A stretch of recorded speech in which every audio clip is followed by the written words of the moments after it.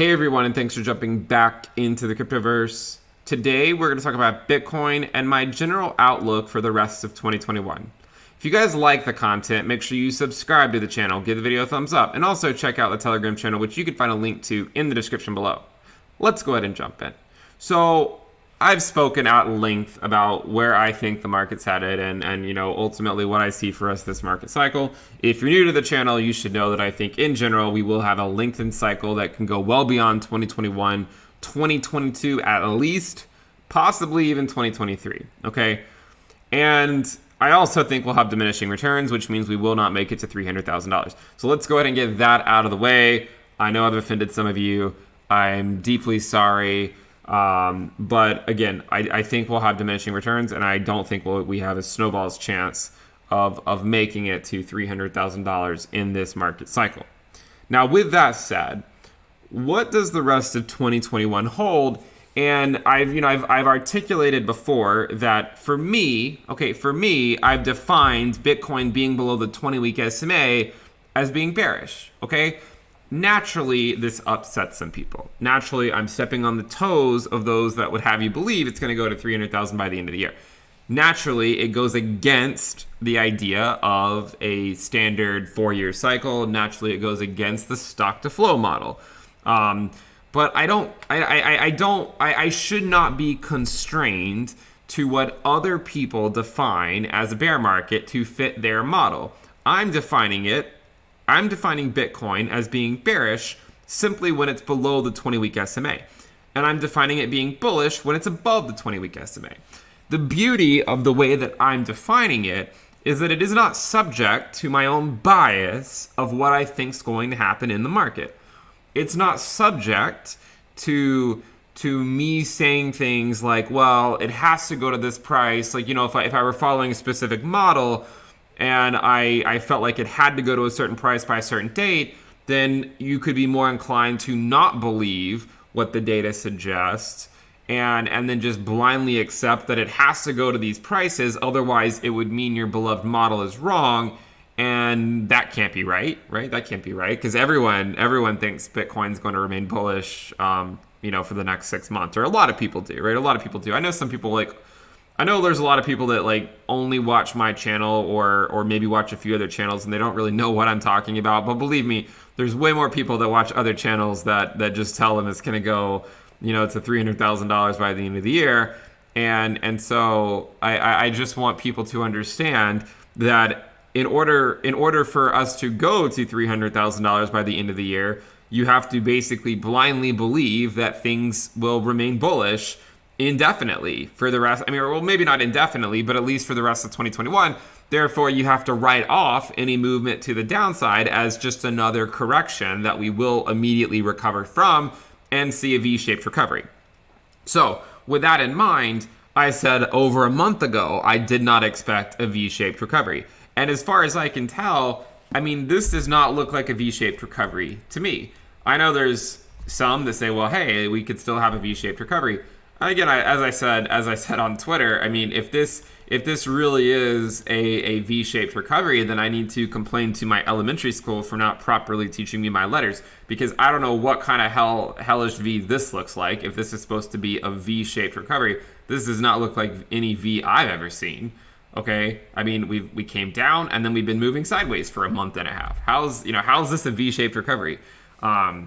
So where could we turn around? Because I think a lot of people want to know, well, when is Ben going to be bullish? When is Ben going to be overly bullish? Well, I also should first say that any type of strategy should come with caveats, right? I don't think it's smart for any one person to say, this has to happen, therefore I'm going to pretend like it's going to happen regardless of what happens on the charts.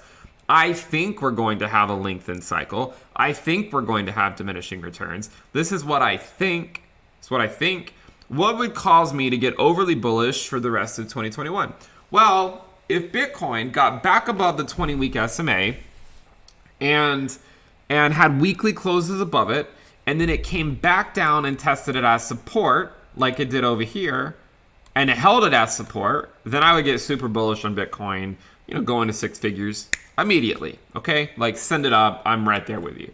And I would say I'd have to take a step back and say, hey guys, I didn't think this was going to happen. I didn't think that Bitcoin was going to have a weekly close above the 20-week SMA and then come back down and hold it as support at this stage of the cycle, but it did. Therefore, it's time to gear up and hopefully we'll see this thing go to $100,000. That would cause me to sort of change my mind on the timeline for Bitcoin to make it to $100,000. Alternatively, what I said a long time, or what I said about a month and a half ago when we had these weekly closes below the 20-week SMA, is that we are in a brief bear market.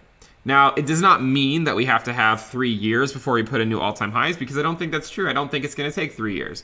But I said back then that I think it'll take 3 to 6 months of consolidation at lower prices for us to sort of have enough energy to move back up to the upside in any sustainable manner. That doesn't mean we can't go to 45K. 45K is still below the 20-week SMA. And again, I'm not getting out of bed for anything below the 20-week SMA. So right now, the 20-week SMA is just shy of $49,000. So if we can't even go to $49,000 and put in weekly closes above that, then how the hell are we going to make it to a new all-time high, which is now over $64,000?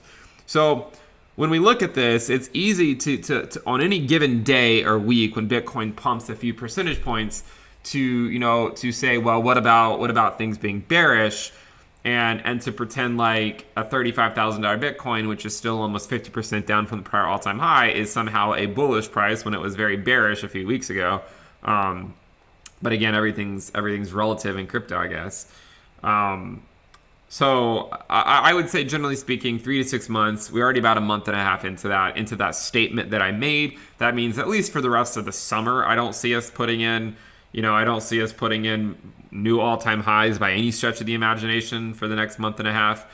My guess is going to could take 6 months before that doesn't mean, I should be clear. That doesn't mean we're going to have a new all-time high in 6 months. But what it could mean is that we've more confidently found whatever the bottom is. Whether that means that the bottom is at 28K, 29K, whether it means it's at 25K, 20K, whatever that means, I think within 6 months or so, I'm thinking that, maybe hope's not the right word, but I think that by that time frame, we'll be really starting to put in whatever bottom is going to be there, and then hopefully we can start trending back up, or at least flirting back with the 20-week SMA. And again, the 20-week SMA at that time is going to be a lot different than it is today. Okay, we won't be at 49K. It'll be much lower probably if in fact the market does not put in new all-time highs for the next several months. But that could mean that maybe Q3, which we're about to enter, maybe Q3 is somewhat bearish over the entire quarter. Now, there's going to be some weeks where it could easily pump like 20-30% or something. Maybe people will be bullish. But I think that things are going to remain somewhat bearish, and that even if that doesn't mean we have to put in new lows, okay? So I would say that I just don't think we're going to put in new all-time highs. Best case scenario for me is that 28,000, 29,000 is the bottom. Worst case scenario is we go back to 20K, or maybe even slightly below it, depending on how bad the final capitulation is. That would sort of be like the worst case scenario that I could see for Bitcoin. A wick down to at least 20K, maybe slightly below, or depending on how bad a potential capitulation gets.